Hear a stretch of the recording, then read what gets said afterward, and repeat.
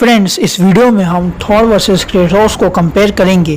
क्या थॉर पहला गॉड बन पाएगा जो क्रेटोस को मार सकेगा, या क्रेटोस एक और गॉड को अपने गॉड किलिंग के लिस्ट में ऐड कर लेगा। दोनों अपने एनिमीज के खून से सने एक दूसरे के सामने खड़े हैं। इनके बैटल में कोई एक ही जिंदा बचेगा। तो वीडियो को शुरू करते हैं। पहले दोनों के पावर्स को जानते हैं। क्रेटोस को हमें आज तक फुल पोटेंशियल में नहीं दिखाया गया है, क्योंकि क्रेटोस जब भी अपने से पावरफुल गॉड से लड़ता है तो क्रेटोस अपने लिमिट को तोड़कर उस गॉड के पावर को ओवरकम कर लेता है। और क्रेटोस को हमने ऐसा करते हुए एक बार नहीं बहुत बार देखा है, जैसे हरक्यूलिस, ज़ूस, क्रोनोस, बाल्डोर, और यही नहीं, उसने ओलंपस के हर गॉड को हराया है। क्रेटोस ने गॉड ऑफ वॉर एरिस को तब हराया जब क्रेटोस के पास गॉड्स के पावर भी नहीं था, बस पावर ऑफ होप था। अगर थॉर की बात करें तो थॉर ने 1-on-1 फाइट में हल्क को डिफीट किया है, और इस बात को जानने के बाद कि उसके लाइटनिंग पावर्स का सोर्स वो खुद है, ना कि म्योनिर। वो लाइटनिंग को मैनिपुलेट कर सकता है। वो सिर्फ एक लाइटनिंग ब्लास्ट से आइस ट्रॉलर्स को डिफीट करने से लेकर पूरे 6 इन्फिनिटी स्टोन्स के लेजर बीम तक को रिफ्लेक्ट कर सकता है। हमने थॉर को बहुत इम्पॉसिबल काम करते नहीं देखा है जैसा हमने क्रेटोस को देखा है। तो जहाँ तक बात है अपने पावर लिमिट को ब्रेक करने की, तो ऑफकोर्स क्रेटोस उसमें आगे रहेगा। अब बात करें दोनों की बॉडी स्ट्रेंथ की, तो क्रेटोस को हमने फाइट में बहुत बुरी तरीके से पिटते हुए देखा है, लेकिन हर बार वो खड़ा हो जाता है। वो 2 बार हेल से भी वापस आ चुका है, इम्पॉसिबल को पॉसिबल कर चुका है, 2 बार मर के जिंदा हो चुका है। लेकिन क्रेटोस का जो सबसे बड़ा एडवांटेज है कि उसे खुद पर कभी डाउट नहीं होता है। एक बार जो सोच लेता है कि मुझे इस गॉड को मारना है, तो उस गॉड को मारने के बाद ही वो रुकता है। तो बात करें थॉर की, तो थॉर वो एक छोटे से जंप से रोड को क्रैक कर सकता है और एक बड़े जंप से एक फील्ड को उड़ा सकता है। थॉर ने न्यूट्रॉन स्टार को डायरेक्टली फेस किया है और सरवाइव किया है। उसने पावर स्टोन के डायरेक्ट इम्पैक्ट को भी सरवाइव किया है। तो ये सब बात काफ़ी है ये प्रूव करने के लिए कि थॉर भी फिजिकल स्ट्रेंथ में कम नहीं है। लेकिन थॉर का एक वीक पॉइंट है कि वो अपने आप पे विश्वास नहीं करता है, अपने पावर्स पे डाउट करता है। कई बार वो होप खो देता है, तब उसे दूसरों ने मोटिवेट किया है। और क्रेटोस के साथ भी ऐसा होता है, लेकिन उसने खुद को सेल्फ मोटिवेट किया है।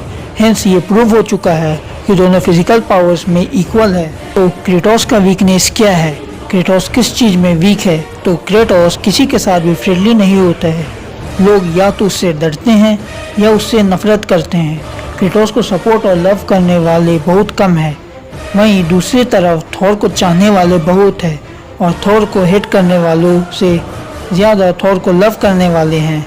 मानो ना मानो, जब सपोर्ट की बात होगी तो थॉर को सपोर्ट करने के लिए बहुत लोग हैं, लेकिन क्रेटोस को दिया लेके खोजना होगा कि कौन उसे सपोर्ट करेगा। अब बात करते हैं दोनों की वेपन्स के बारे में। दोनों वेपन मास्टर है। दोनों के पास एक एक्स है, एक के पास स्टॉर्म ब्रेकर और एक के पास लिवाइथन एक्स। दोनों के पावर्स बहुत डिफरेंट है। एक स्टॉर्म क्रिएट करता है तो दूसरा आइस। तो इससे ये पता चलता है कि अगर दोनों के पास उनके एक्स हो तो दोनों के पावर्स और फाइटिंग एबिलिटीज एक होंगी। तो अब दोनों को कैसे कंपेयर किया जाए, तो हम दोनों को कंपेयर करेंगे कि दोनों के पास कितने वेपन्स है और दोनों किस तरह से अपने वेपन्स का यूज़ करते हैं फाइट्स में।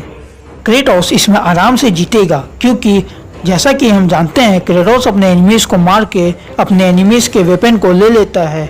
यानी हर फाइट के बाद क्रेटोस एक नया वेपन मास्टर बन जाता है, चाहे वो ब्लेड ऑफ हेडिस हो या ब्लेड ऑफ ओलंपस या फिर गोल्डन फ्लीस। क्रेटोस इन सब को एक साथ ऐसे यूज़ करता है कि वो एक इनविंसिबल गॉड बन जाता है। चाहे उसका एनिमी कितना भी पावरफुल हो, क्रेटोस इन सब वेपन को यूज़ करके उससे जीत ही जाता है।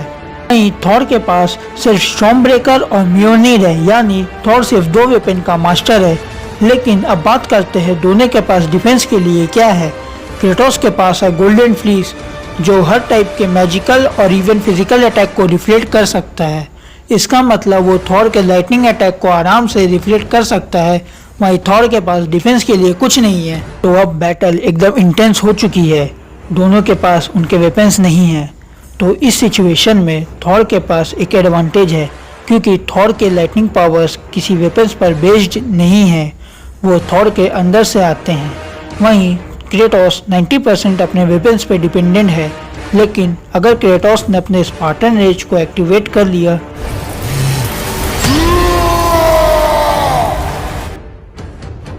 तो उस सिचुएशन में क्रेटोस के सामने खड़ा रहना भी पागलपन होगा। यहाँ तक कि उस सिचुएशन में क्रेटोस को कोई टच भी नहीं कर सकता। उस सिचुएशन में क्रेटोस मैजिकल और फिजिकल अटैक को बिना किसी वेपन के रिफ्लेक्ट कर देता है और अपने लात घूंसों से ही माउंटेन्स में होल कर देगा। वो नियरली इनविंसिबल बन जाएगा। तो गाइस अब डिसीजन पे आते हैं तो बैटल क्रेटोस जीतेगा, क्योंकि उसने पहले भी ओलंपस के गॉड ऑफ स्काई ज़्यूस को हराया है, जिसके पास भी लाइटनिंग के पावर्स थे, और थॉर ज़्यूस से कमज़ोर है। यानी क्रेटोस के किलिंग गॉड्स के लिस्ट में एक और नाम ऐड हो जाएगा और उसका टाइटल भी बचा रहेगा #No one can defeat Kratos. लेकिन इस बैटल में हमने सिर्फ MCU वाले थॉर को कंपेयर किया है, लेकिन जब कॉमिक्स वाला थॉर क्रेटोस के सामने आएगा तो क्या होगा। तो अगर आप कॉमिक्स वाले थॉर वर्सेस क्रेटोस के वीडियो को देखना चाहते हैं तो कमेंट करें, और वीडियो को देखकर मज़ा आया हो तो वीडियो को लाइक करें, और ऐसे ही ऑसम कंटेंट के लिए मेरे चैनल सिड एक्सप्लेन को सब्सक्राइब करें।